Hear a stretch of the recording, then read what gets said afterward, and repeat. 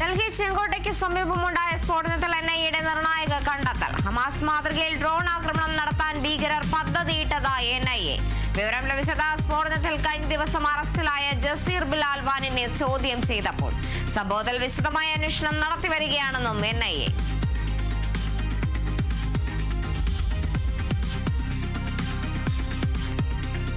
തിരുവനന്തപുരം മുട്ടടവാട് സ്ഥാനാർത്ഥി വൈഷ്ണ സുരേഷിന്റെ വോട്ടർ പട്ടികയിലെ പേര് വെട്ടിയ സംഭവത്തിൽ ഇന്ന് വീണ്ടും ഹിയറിംഗ്.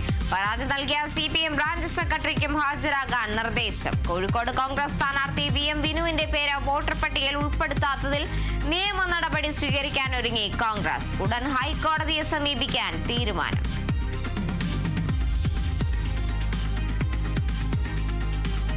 കണ്ണൂർ പയ്യന്നൂരിൽ ജീവനൊടുക്കിയ BLO അനീഷ് ജോർജിന്റെ മരണത്തിൽ ഡിജിറ്റൽ തെളിവുകൾ ശേഖരിക്കാൻ അന്വേഷണ സംഘം. ആത്മഹത്യാ പ്രേരണാകുറ്റം ചുമത്താനും സാധ്യത. കുടുംബത്തിന്റെ മൊഴിയെടുത്ത ശേഷം തുടർ നടപടിയെന്ന് പോലീസ്. ജീവനൊടുക്കിയതിന് പിന്നിൽ CPM ഭീഷണിയെന്ന കോൺഗ്രസ് ആരോപണം തള്ളി CPM കണ്ണൂർ ജില്ലാ നേതൃത്വം.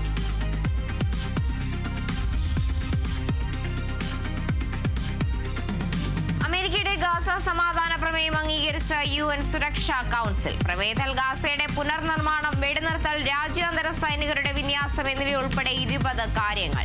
പ്രമേയത്തെ പിന്തുണച്ച UK, ഫ്രാൻസ്, സൊമാലിയ ഉൾപ്പെടെ 13 രാജ്യങ്ങൾ. വോട്ടെടുപ്പിൽ നിന്ന് വിട്ടുനിന്ന റഷ്യയും ചൈനയും. അമേരിക്കയുടെ പ്രമേയത്തെ തള്ളി ഹമാസ്. പ്രമേയത്തെ പിന്തുണച്ചവർക്ക് നന്ദിയെന്ന് അമേരിക്കൻ പ്രസിഡന്റ് ഡൊണാൾഡ് ട്രംപ്.